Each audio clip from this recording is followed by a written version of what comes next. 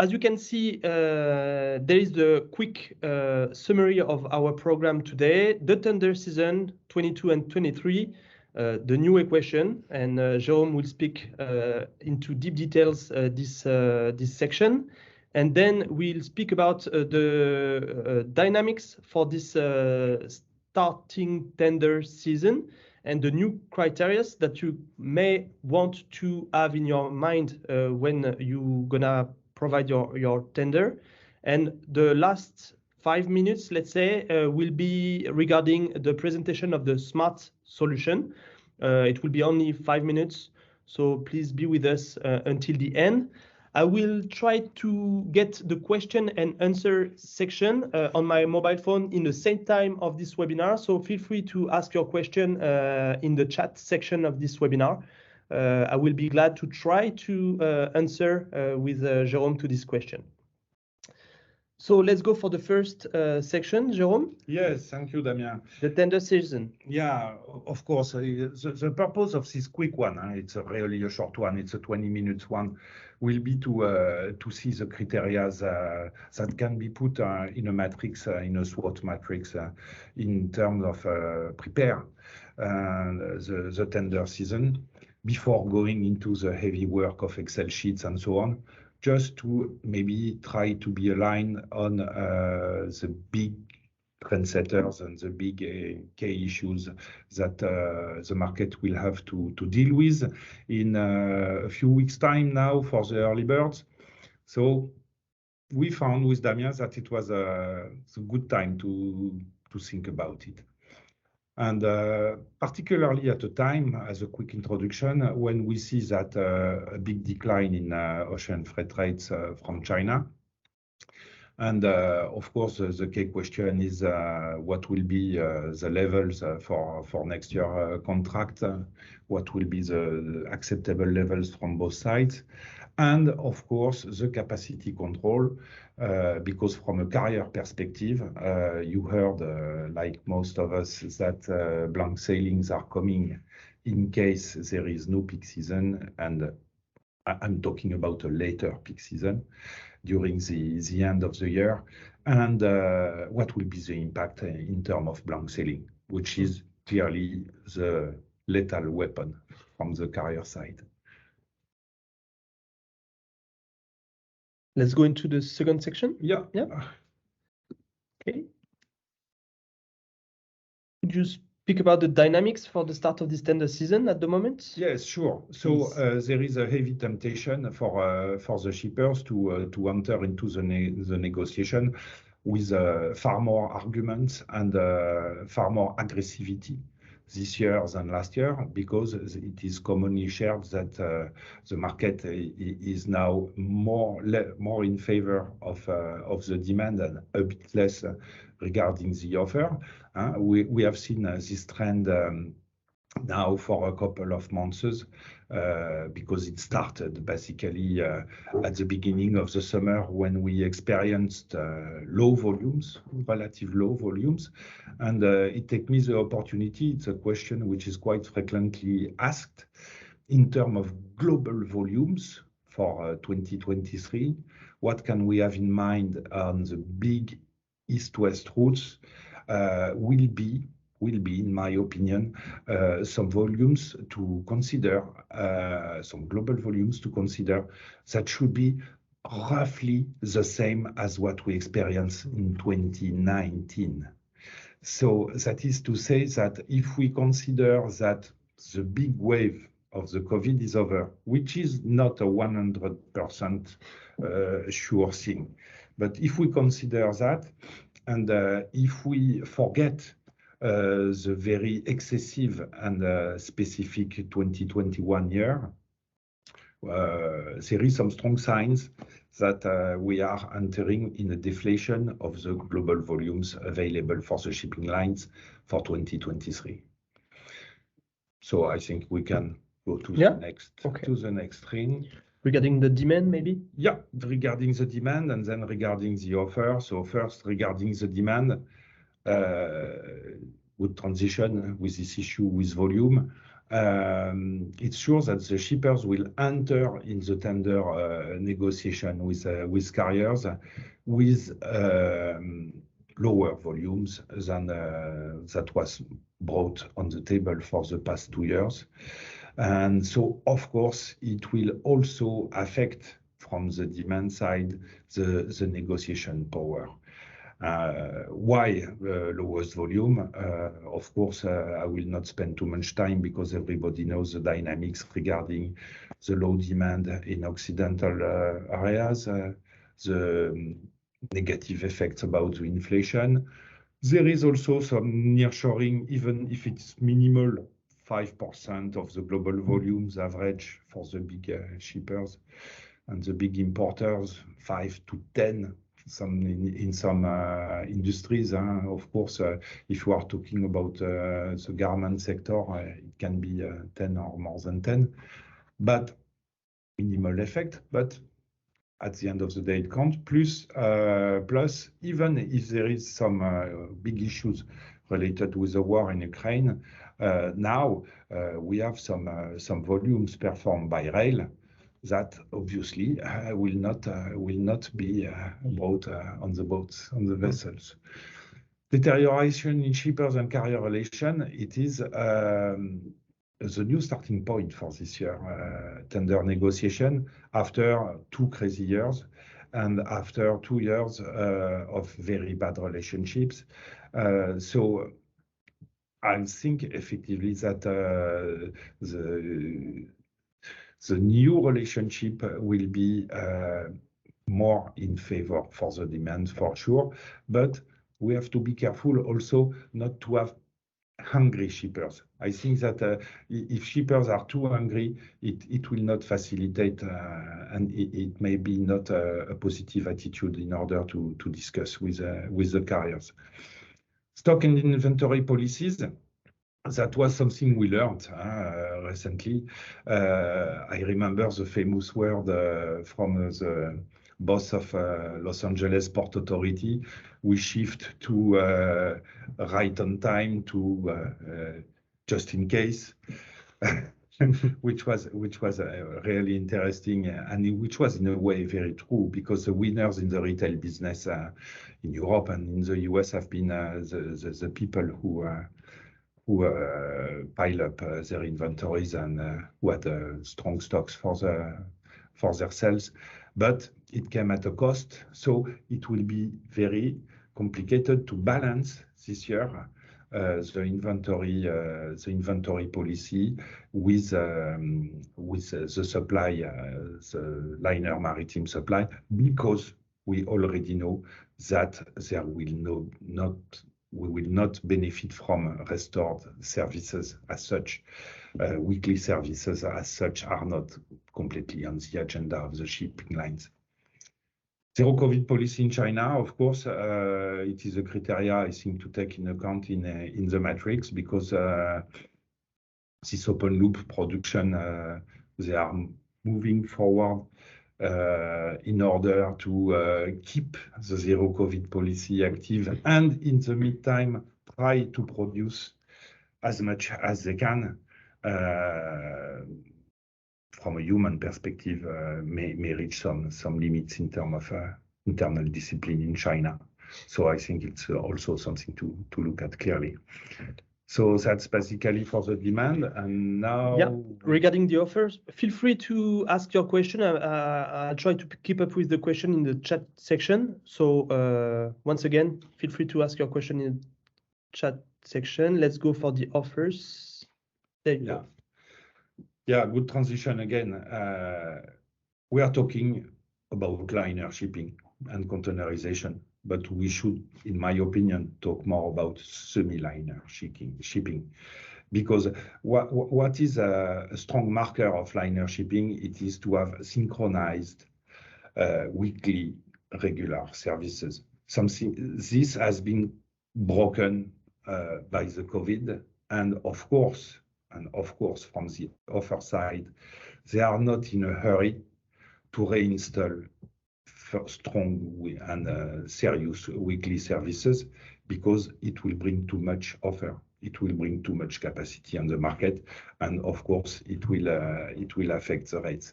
So as long as there is no regulation power to manage this topic, it is to me quite obvious that the shipping lines will keep on with this semi-liner approach of the business.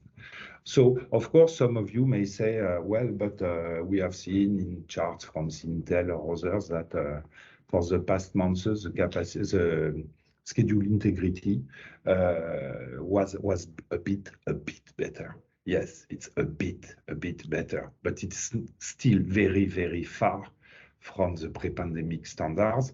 And if you take 2018 as a reference, it is a long way to go. So it is a very important to keep that in mind, this semi-liner offering becoming a norm, because it means that for 2023, there is no strong evidence that we can restore the supply chain driven by Oracle, driven by SAP, driven by others, with a significant level of confidence and trust in the tools, just because the offer from the shipping line, there is a strong evidence to me that it will be complicated, and it will be maybe not chaos, but it will not be weekly services 100% sure. Container availability, something we missed a little bit for the past months of activity, because globally the situation went to a kind of normalization. But if there is a quick deterioration of the P&L of the shipping lines, that means that as empty repositioning is a cost for the shipping lines, they may be, in months to come, less proactive to bring the empties at their own expenses where the box are needed. So I think it is a little flashlight here in order to bear in mind this issue about container availability, which will be one of the key topics to me in the tender discussion. Port congestion, a quick one about that. Critical situation when you consider that you have more congestion per month in some terminals with less volume and less vessels. It's facts and figure. It has been proven in the past months. So that means that it will not ease port congestion as long as the shipping line will not re-enter into regularity and into fixed window schedules for the vessels.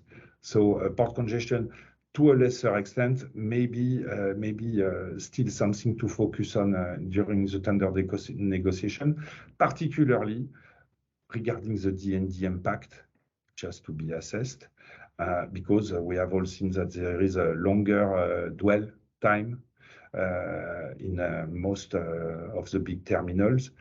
And this topic is emphasized by the problems we can face, and to me, which are going to be structural for the beginning of the next year, in terms of trucker availability, and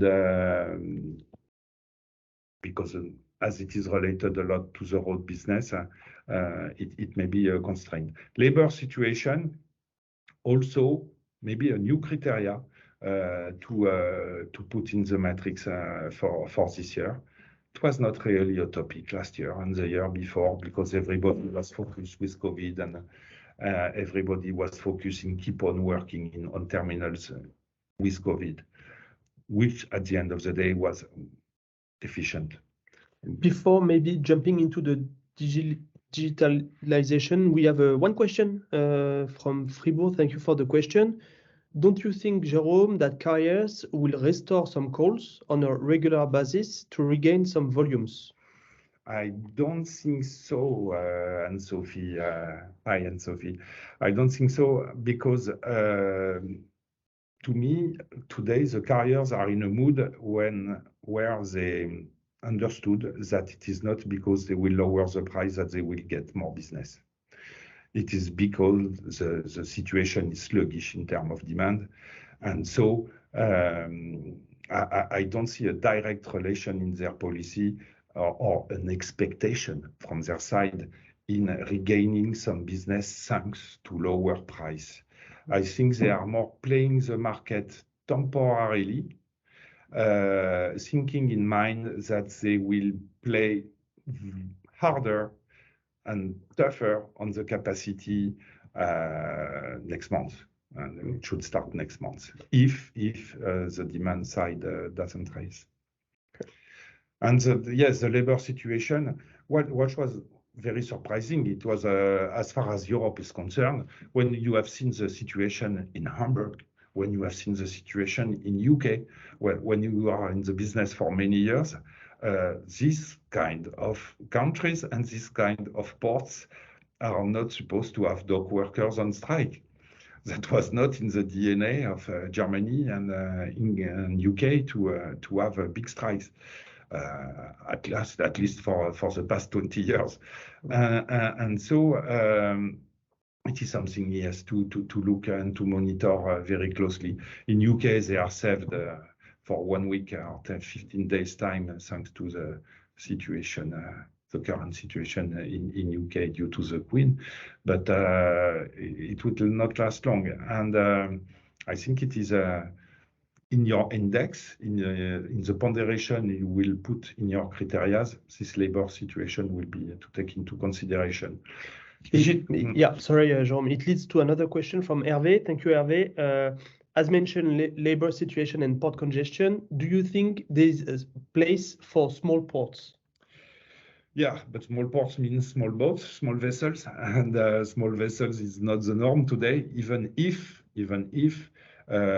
thanks to higher freight rates, we have seen a heavy trend of carriers using smaller vessels and to leave the full approach of mega big container vessels of 20,000 TEUs and over. So it's true that today there is more vessels in the 14,000 TEU range on the east-west route that give a little more flexibility within the big ports to spread a little bit on other terminals. But the question of the small ports is that most of the small ports can't cope with 10,000 TEUs plus vessel. Okay. Digitalization, well, topics that everyone knows. Maybe we talk too much about digitalization. But what I want to say regarding the digitalization topic, it is that from a carrier perspective, they are strongly pushing to use more and more digital solutions. So in terms of win-win and intake, or in terms of market offer and demand to meet, digitalization willingness from the both sides, the shipper and the carrier, may be a way also to communicate and to communicate towards common project, and through digitalization and working together on this topic to make a better relationship between the shipper and the carrier. That can be, to me, for 2023, a way to put more the people together in a global situation when we start talks with people who hate themselves or who are afraid. Green attitude, you know that the industry has to move very quickly towards a greener attitude. There is a lot of attempts and a lot of work in this situation. But we have to mitigate. What I wanted to say regarding the green topic for the tender season for 2023, it is that we have seen that public policies are changing. Because due to the energy crisis, if we have to reopen coal production to make some electricity, it can be shocking. That is to say that regarding the green topic, it is more acceptable this year to have less green arbitrations due to the urgency, due to the business, than the previous years. That doesn't mean that on a long-term perspective, all the green targets are forgotten, not at all. But taking into consideration that we are in the middle of a big crisis, international crisis, to lower a little bit the expectations regarding the green target is something that may be globally more acceptable. It's pragmatism. Huh? I know it's not politically correct, but it's pragmatism, and we see it. We see this way of thinking emerging on the market. And last point regarding the offer is a reefer cargo. I know that you are not, for most of you, not concerned by reefer cargo, but there is really an alert regarding reefer cargo, regarding the container availability. It is a disaster for the French exporters, but I think the situation is mostly the same in most places of Europe, just because there is a lack of reefer, and clearly the demand is more important than the offer, and structurally. And sadly, we know this is something which is going to last at least for first half of 2023. So for reefer cargo business, price is less important, but securing the equipment through the tenders is really a key target, and is really a topic of paramount importance because the offer is scarce. Okay. Federico and Greg, thank you for the question. Please stay until the end. We will speak about that at the end for the Q&A section. I think this is the last slide regarding the shipping update. The last one, very quick. Fight against inflation.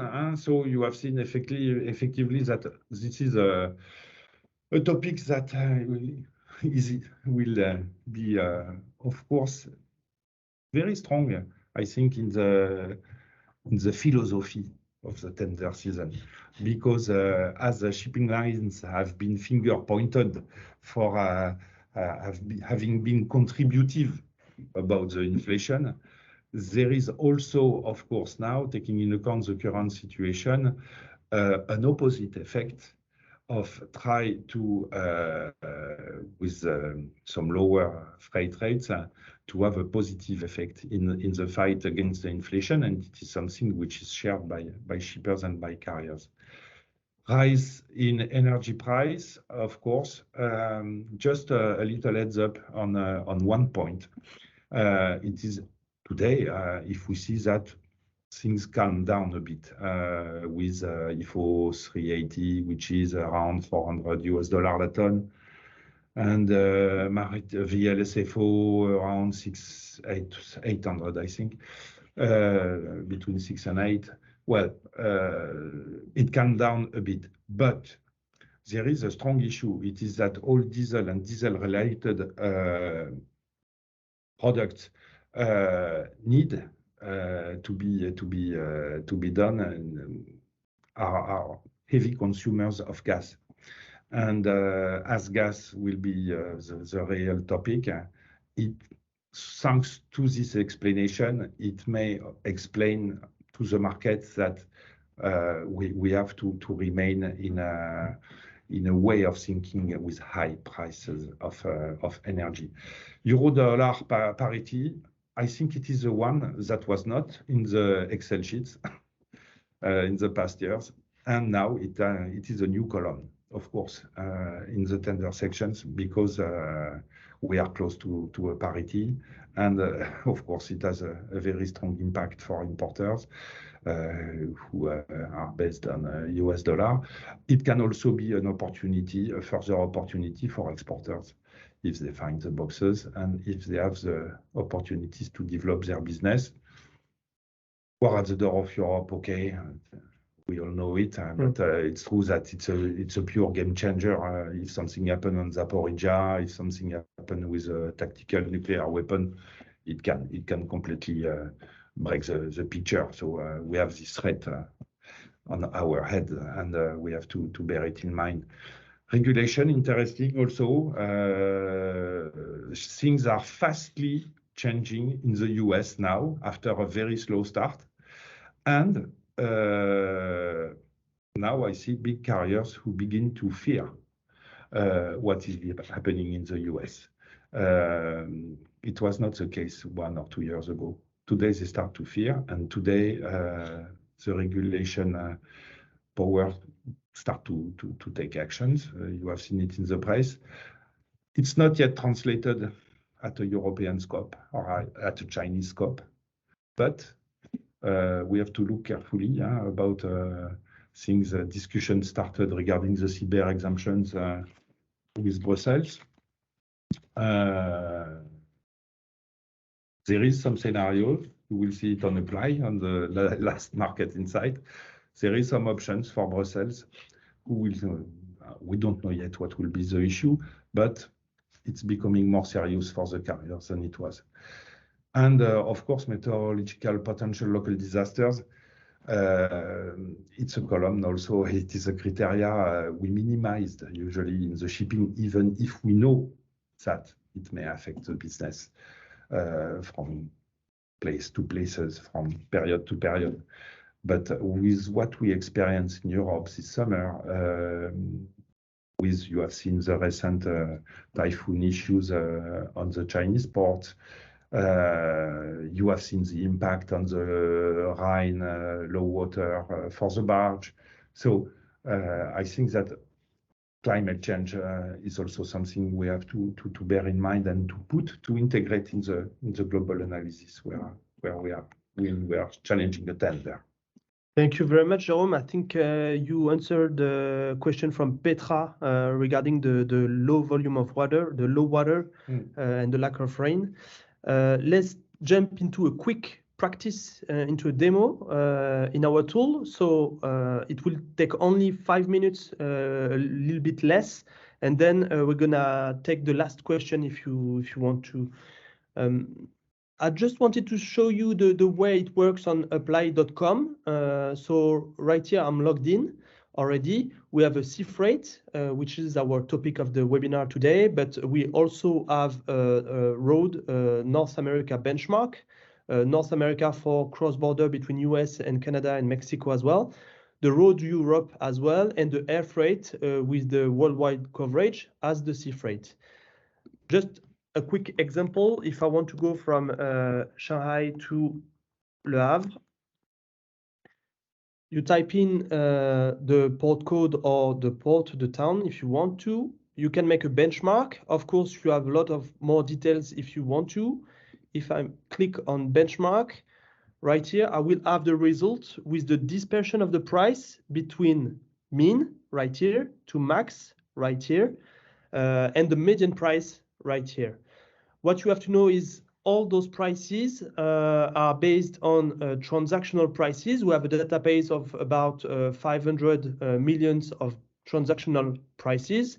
We are getting from a lot of partnership with freight forwarders, for example, and main shippers. And then we can provide this dispersion of the price between the mean to the max with a confidence index, because at Apply, it's really important for us to be fully transparent with our data. If you want to know more about that, you can have the methodology right here, and I will show you where you can have the methodology on our main website, apply.com as well. I want to show you a real quick freight index, what we call the UFI. It's Apply Freight Index. The Apply Freight Index will provide an index on a base 100. The base is in 2017, and I can go. I'm really sorry because we have a process in our IT department, and we are making a production right at the moment. So this is the reason why it's quite slow at the moment, but it will appear. It will provide an index from the base 100 in 2017. And then you can see the evolution. So sorry about that. It won't work right now. I won't wait, but it will provide an update for the trends let's see on the main corridors. I wanted to show you the main corridors from Asia to Europe. It will aggregate all the ports in Asia, all the ports in Europe, and then provide, first of all, a trend, and then a projection on this trend for the next 6 weeks as well. And the last two things I wanted to show you are the market insight, because you heard Jerome for 30 minutes regarding the sea freight, but we also have articles regarding road freight, air freight as well. And you have the free section, so it's on apply.com. It's fully available. And for the subscribers, we have, of course, an offer I will show you a bit later.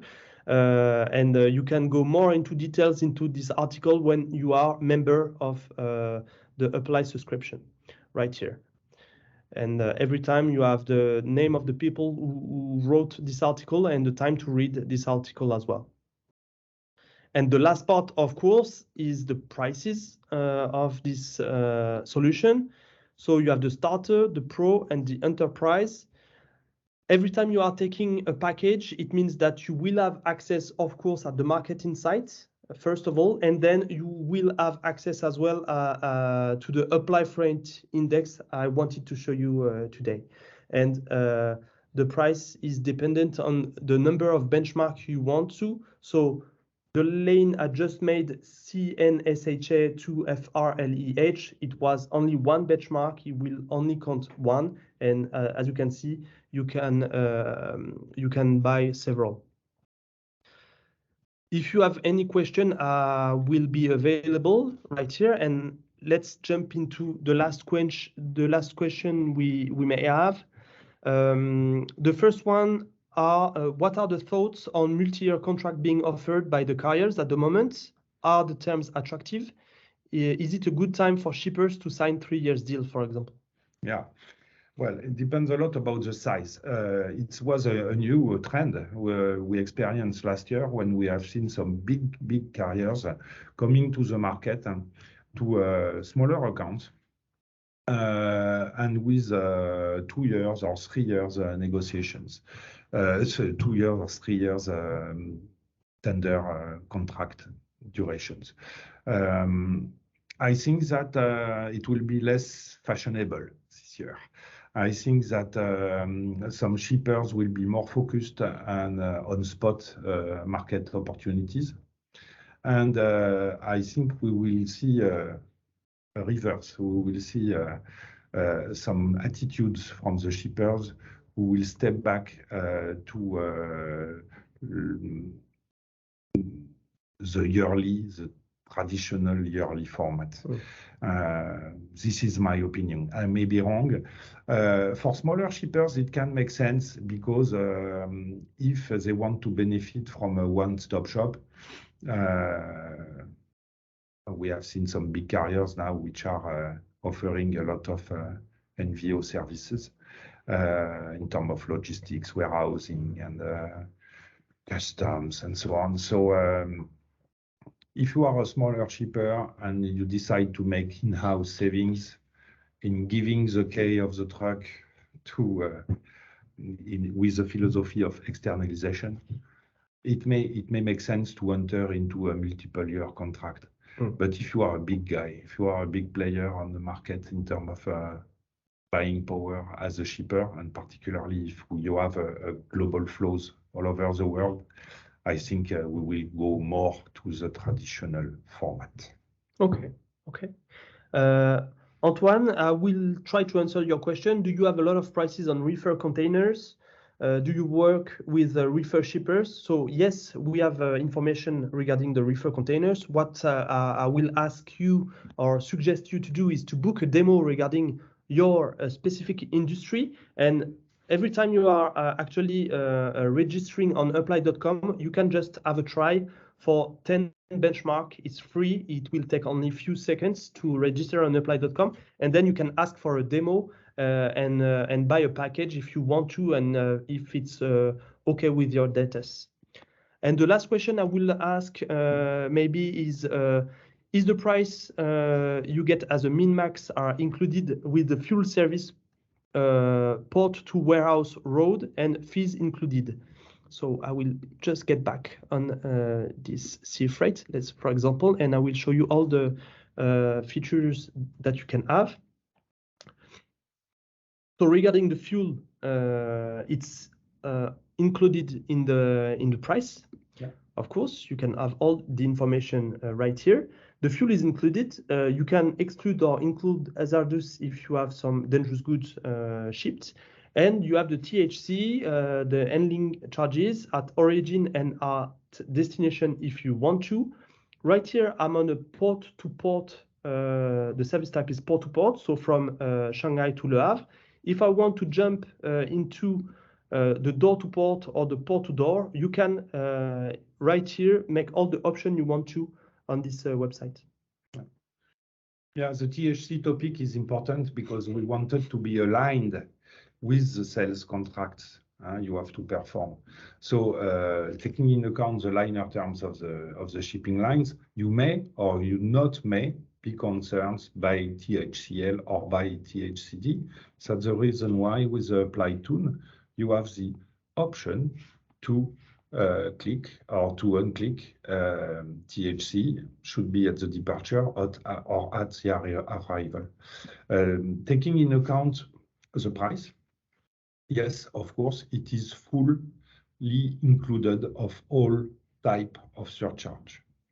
BAF, extra BAF, ESPS, CAF.